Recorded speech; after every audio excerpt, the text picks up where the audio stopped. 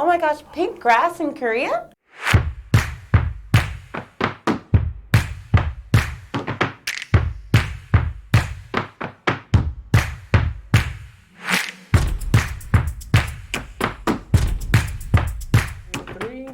Hey guys! So welcome back to the Sizzle.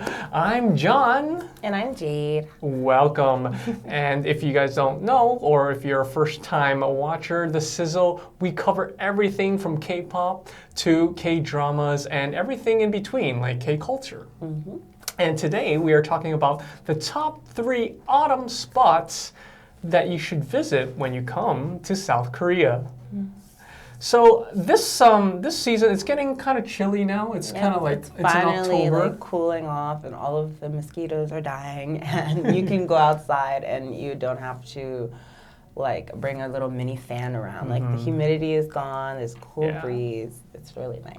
Yeah, it's. I think autumn's probably one of the most beautiful times during Korea. I think this is the perfect time to come, like beginning of October. Oh, it's October 1st? Yeah, it's already October 1st. Yeah. And if you guys haven't seen our other travel location, make sure you watch that one too. We kind of break down like different locations, filming locations last time we talked about. Locations. So we cover everything. Like so basically today we're going to talk about 3 hot spots that you should go take a look at, or it's kind of like an activity that you should do. And I kind of like that when I travel. Like instead of just going and looking at something, I want to like do something. How about you? I'm the same. I'm similar. Like I'll have like planned out the day where it's like, okay, we have to go see this place and this place. And I think with like Instagram, there's always like Instagrammable spots. Like people will literally travel to a new country just to take one picture, you know? Yeah, like I feel like, I mean, it's a very expensive picture. Yes.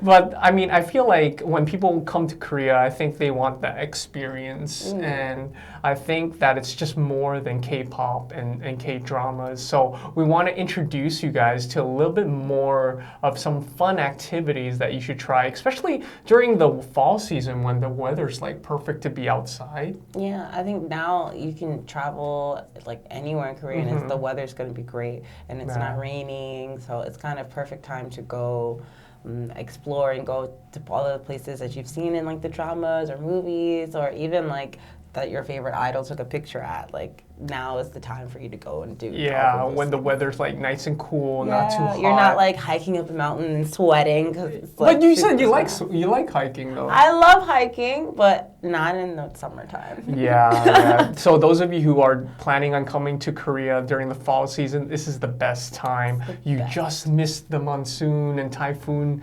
season, so all that humidity is kind of lifted, and now it's got some cool air. So the first place we're going to take you to is Gyeongju Railroad Park. So this is kind of, I've done it before. It's called the rail biking. So you like pedal the... Yeah, it's kind of like if you go to the Han River, they have those tandem bikes for 4 people. I don't know if it's called tandem. I think it's tandem. Okay. Tandem bikes. But you know how you see like a family pedaling together on the bike lane? Well, this is a whole family biking the same thing, but on a railroad track. So this actually was an old railroad track that they converted into a rail bike. That's really cool. Yeah, like, have you done it before? No, I've never done it. I highly recommend it. Like I always see like my friends going to like those kinds of things. There's also one like similar to this in Busan, but it's over the water. Yes, I've seen that. That's gotta be And cool. I was like, when I went to Busan, I saw it, and I was like, I want to go so bad. So like, I think this is similar to that, where instead of the water, you have like this beautiful grass and like all of the mountain view, right? Yeah. Korea has some really beautiful scenic I think, views that are outside of Seoul. So if you guys do come to Korea, I highly recommend you guys travel outside as well. Mm-hmm. I feel like you have to go to Seoul and then at least one other city, like whether it's gyeongju because you want to see something traditional, or you go to Busan to see the ocean, or even go to Jeju, like something different. And the great thing about Korea is like you can go to any other city within a couple of hours. Yeah, it's like a 30-minute plane ride to Jeju, and like if you go to Busan by train, it's 2.5 hours. It depends. I mean, if you take the KTX, which is the faster high-speed rail, it will take 2.5 to 3 hours on the train. But if you take the slow one, it'll take like 5.5, 6 hours. But also, like I hear that you should take the slow one at least once because the route is better. Like you get to see a lot more of Korea. Yeah. So you guys have more time. I would recommend that for sure. Yeah, the Mungunwa. Right? That Mungunwa, yeah. I used to take it all the time. I got tired of it. But anyways, this rail bike experience is really cool. And the one I took was actually by the beach. Ooh. And so you had to kind of wait on the beach. We went early in the morning. Like I think it opens at like 9 a.m. So we're hanging out on the beach in the morning. This was in the summertime, so it was kind of nice and warm. And it got really hot once it get to like 10 Did you 10 just have a.m. like a sea breeze? Yeah. And then you definitely need to put some sunscreen on. That kind of weather. But during the fall season, if you go during like maybe sunset or something, the scenic views are amazing, and you get exercise with it too, of course. I'm excited. It's a fun experience. I think the distance is about, I think maybe half a mile to about a mile or It's so. not that bad for biking. So and the great thing is, if that I think translates to 2.2 kilometers, I think. So basically, they have stops along the way where you can take pictures, but you kind of have to hurry because there's people behind. Yeah, that's what I'm like. How do they keep the traffic? Yeah. I mean, like everyone's taking pictures, so they're kind of going kind of slow. But of course, you got those people that are like speed demon. Like, we need to go. But I would recommend, it's not that expensive. I don't remember the prices now, but it's not too expensive. It's affordable. How far is it from Seoul? From Seoul? It depends because there's different types. I went to the one in near Yangyang, so it's about maybe like an hour and a half, 2-hour drive, I think, from Seoul. But towards the East Sea, that any city near there, they'll have some sort of rail bike because that rail goes along the coastline. So that is number one, the Gangcheon Rail Park. So number two, we have Bukhansan. Bukhansan, my favorite. Yeah, why don't you introduce it to everyone? So Bukhansan is the biggest mountain, I think, in Seoul. It's the top. I thought it was Soraksan, but it's one of them. It's one of them. Oh, yeah, I think Soraksan is the biggest. But it's not. It's a top two. Yeah, it's one of the top 2 or 3. It's not really a big difference, but. And near Bukhansan, they have a beautiful park where you can like walk through all of this tall white grass. And I went there to take pictures with all of my friends, and we spent all day there. Like they have like little places, like benches where you can sit, and like people sit there all day. They like feed the birds, and they take all the picture. Like it's not an all day thing, but you can turn it to like you can have like a picnic there. You can have it's really really fun. When I went, we took so many pictures of the grass, and I think that they have like little area, like different areas for pictures. So they have like little things set up in the grass, so you can go in there and like pose with those. The great thing about like Korea is if you go to nature, you're not like immersed in nature. You're kind of like technology plus nature put together. They have these like walkways, like wooden platforms that are raised a little bit, so you're not actually like walking in grass at all. It's really clean, and they'll say, take your picture here. They'll be like a very sign. Organized. It's like, don't go over there. It's right like here. Here is the picture perfect spot, so do your Instagram here, and sometimes they have some weird like mirrors or something like and like because I'm glad you brought it up because I've gotten in trouble once because while I didn't because the grass is kind of like protected, so if someone had bent the grass to get in the middle of the grass to take a picture, like how it's like a little like pathway, and so the grass was broken there, and so we were like, okay, we're just gonna follow the broken. Like I didn't do it, like the people before me did it, and then this old man came and was just like, why are you ruining the grass? And I was like, I didn't do it. I was like, you see this path in front of me that I did not go to yet? Like, yeah. I mean, don't worry, guys. I mean, just go where everyone else is going, and you'll be fine. I don't think you'll be yelled at by. And even if it's harmless. My situation. It was just like, oh, I guess this is like a cultural thing where you're just like, oh, like everyone else is doing it, so I'm doing it too.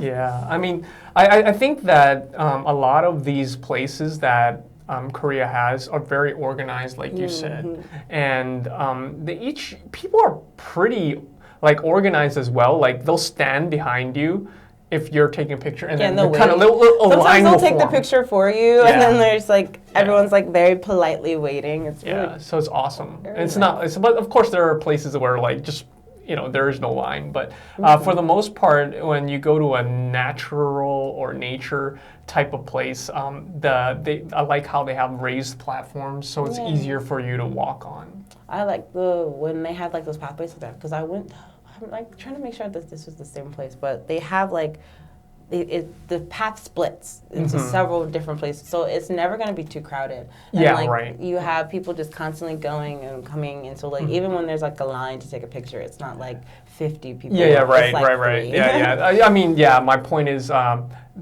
there'll be a natural line forming, but like she said, there's many other places you can go at the same time, and you can just wait if it gets too crowded. But I would say the politeness is pretty, is there.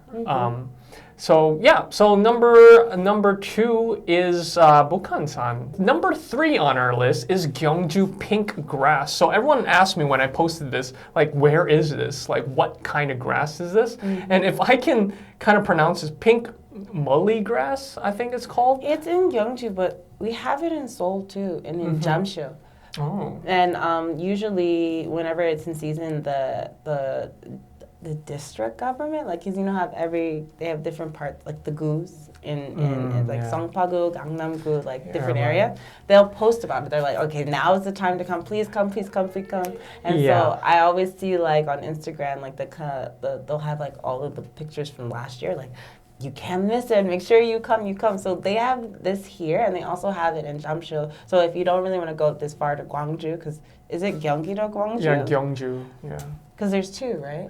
There's many actually places. Really? I feel like that's not the only 2 places. but I just feel like maybe it looks the most picturesque. I think that because it's more wide. Yeah. Because in Seoul, I mean, some of the parks are huge. Like Olympic Park is gigantic. It's massive. Yeah, but like the pink grass part isn't that big. So it's like that place will get actually really like crowded. that, or like sometimes they have like flowers or something, like something going on, like a roses festival. Yeah, like they'll fill the whole park in roses, or they have like they have this lady. I think that her whole job is just making different arrangements with the flowers. Yeah, it looks very tedious. So it's like you can see this grass in the fall time in Korea, and it's super beautiful and really like Instagram perfect. Like, you're like, it's like the perfect fall picture of you in your new like trench coat, and you're like trying to be like, I'm ready for fall. It's like the pumpkin spice. I would highly recommend, like, before coming to Korea, to follow like Instagram feeds for like Seoul City or any type of any city in Korea. I would probably like follow even the tourism Instagram, because they do such a great job in promoting these events that you don't want to miss out. Especially these are like limited time, like only for a short time. Like the grasses are only in season for like maybe a month, like 3 weeks. So I mean, if you miss it, you miss it. So like if this is your thing, like you want to come and take a picture with this pink grass, you should probably plan it in advance. Yeah. Like it's just like the same thing with the cherry blossoms. Like they have like the seasons. Like if the cities will post, okay, from like this date to this date is the perfect time to come. Yeah. So you have to kind of plan a little bit, but it's worth it in the end, I think. And also I want to warn you guys is that any event that happens in Korea, like, you have to be on top of, because if you're too late, it's gonna be like too many people, and like things like this, by the time you arrive, there might be too many people already there, and it kind of like ruins your picture or whatever it is. So I highly recommend you guys plan everything especially for these natural kind of events, to kind of plan your trip around that, or kind of integrate it somehow, because if you don't want a bunch of people in the background of your picture, or that kind of thing. So I think this is one of those like fall events that you kind of don't want to miss in Korea, and like this is a really big like cultural thing. I think like Koreans love like to celebrate the unique things about Korea. Like you can't find this anywhere else. So it's like one of those things that when you come here, if you are on perfect timing, you should make great use of it.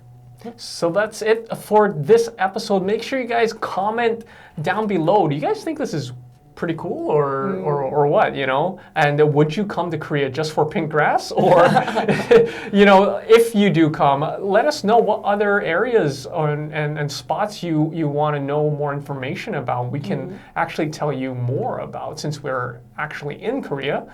And we love giving you guys pointers like where to go, because I think this is very special about Korea is it happens such a small amount of time frame. So it's not like you can come whenever you want. So there's certain times of the year that that are special places that But even if you come in the spring or you come in the summer, there's always something different. Yes, there's always something, and we want to give you guys as much information as possible, so when you guys do come, you'll have everything all planned. Yeah, so these are just the things that are happening right now that are really hot in Korea. So if you're coming right now or you're coming in a week or so, these are the things you should definitely check out.